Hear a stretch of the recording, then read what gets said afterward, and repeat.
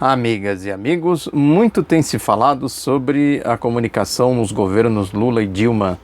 Há uma predominância na avaliação de que houve negligência com essa questão, pode-se dizer que de fato houve sim, mas também é preciso considerar que mexer com a comunicação no Brasil não é brincadeira.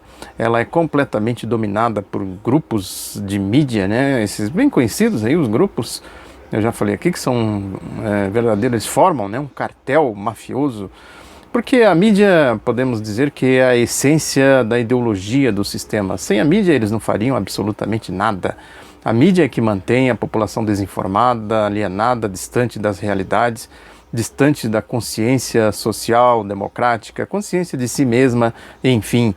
Sem a mídia, certamente a sociedade seria outra, né? O rumo da sociedade seria bem outro, né? Nós não estaríamos aí passando por essas dificuldades históricas, né? Não é de agora, não dá para dizer, desligar esta realidade de hoje com a realidade histórica do Brasil, mas é importante a gente ter isso na devida conta, que é a mídia que tem esse papel. Portanto, mexer com a mídia não é brincadeira, né? Não basta proclamar a intenção, né? É preciso levar em consideração, né, que nós estamos numa guerra, né? Guerra midiática mesmo, né? Se a gente pegar aí esse caso mais recente aí envolvendo o ex-presidente Luiz Inácio Lula da Silva, que aquele juiz que aceitou a denúncia e transformou o ex-presidente, né, e outras pessoas da sua família, né, em réus, a gente vai ver aí como que isso fica absolutamente evidenciado. Os editoriais de hoje, os comentaristas, as colunas só falam disso de maneira distorcida. Não há a menor possibilidade de defesa, né, de se ouvir os fatos, né, se ouvir, se ver, né, se apresentar a realidade das coisas. Ficam simplesmente repisando, martelando, falando, simplesmente dando a versão da acusação. A defesa simplesmente ela não existe, né? Ela simplesmente é ignorada. As notas aí que a defesa do Lula solta, elas simplesmente não aparecem na mídia. Quando aparece de maneira, também já falei aqui, os métodos que eles utilizam para desfigurar, né, as argumentações da defesa. E são coisas assim tão elementares, simples de se perceber, no entanto, a população não percebe, porque é isso, né? Ela não tem acesso à informação, ela tem acesso à desinformação.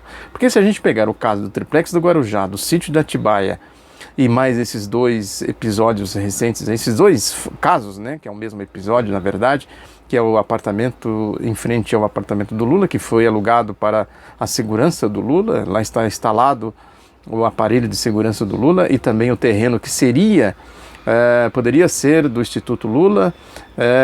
Tudo isso a gente vai ver que tem o mesmo padrão de acusação, né, as mesmas argumentações, né, e eles ficam em cima disso, martelando, falando. Aliás, o sítio de Atibaia anda meio esquecido, enterraram em cova rasa, não se fala mais disso, e certamente eles vão desenterrar assim que acharem conveniente, porque é isso, né, eles pegam um caso, exploram até cansar.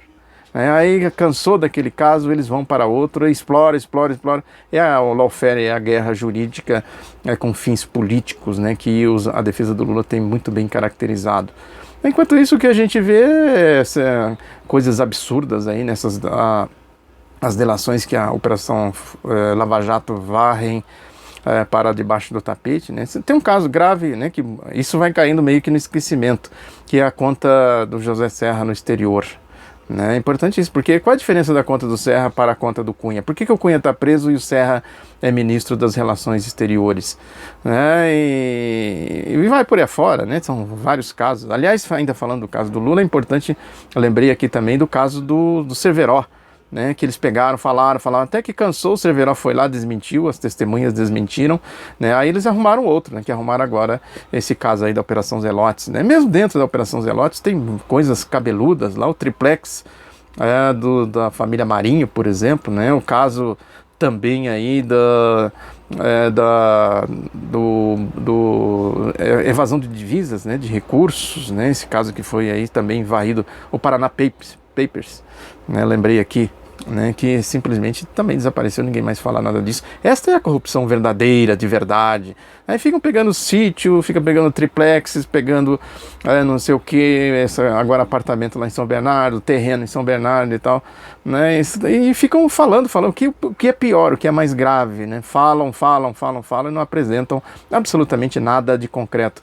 Aí o Lula vai lá, processa aquele boquirroto do Deltan Dallagnol, aquele fariseu, né, aquele medíocre, gente absolutamente repugnante pelos comportamentos que a gente conhece aí, comportamentos públicos dele, né, e aí sai todo mundo em defesa do Dallagnol, né, quer dizer, o Lula é vítima e o judiciário todo aí sai socorrendo o Deltan Dallagnol, né, que aí eles soltam notas, eu também já falei aqui, do comportamento deles corporativos, né, eles se protegem. O judiciário é um aparelho muito perigoso para a democracia, se transformou aí nesse processo.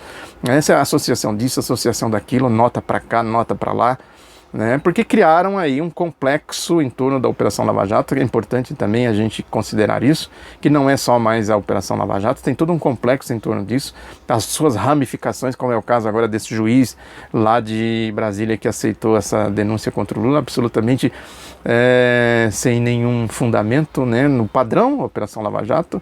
São as suas ramificações, é uma ideologia que podemos constatar aí nesses procedimentos. Aí sai todo mundo em defesa do boquirroto do Deltan Dallagnol, até o Rodrigo Janot, né, saiu por aí falando. Quer dizer, é um complexo, conforme eu disse, a Operação Lava Jato, aí tem o Tribunal Regional da 4ª Região de Porto Alegre que referenda as decisões do Moro e às vezes até aumenta as penas, algumas penas, né, que é lá do compadre dele, né, o tal do desembargador Gebran.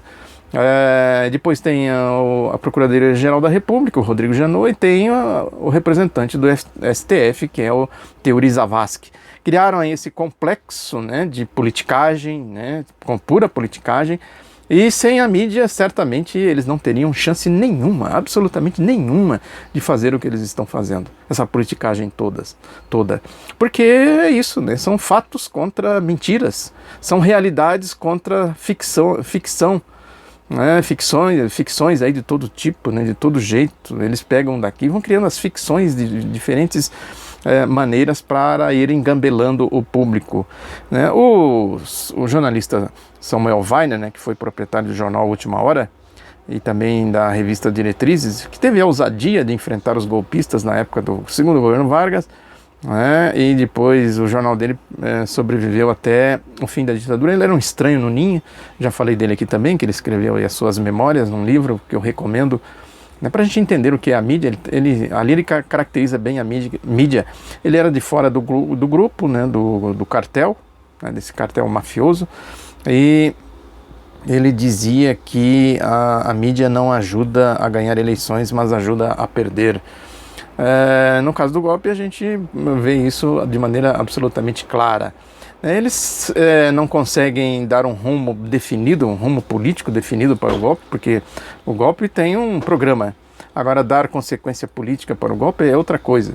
Eles não conseguem dar o rumo, e tem essa pressão gigantesca em cima do Michel Temer, e eles vão forçando a mão aí para tentar achar uma saída, ou seja, na lógica aqui do Samuel Weiner, eles não conseguem eleger, mas conseguem derrotar, né? Ajuda a perder, né? Por isso que eles fazem esse ataque cerrado em cima do Lula, porque o Lula representa mais do que o Lula em si, né? É isso que a mídia vem fazendo, o que está fazendo hoje, está nos colunistas. Aliás, tem um colunista do jornal o Globo que expressa bem isso, que é o tal do Guilherme Fiuza, né, que ele trata com ironia a questão da nota da defesa do Lula, que a nota diz que o que o pessoal da Operação Lava Jato não tolera é o fato do Lula ter sido presidente.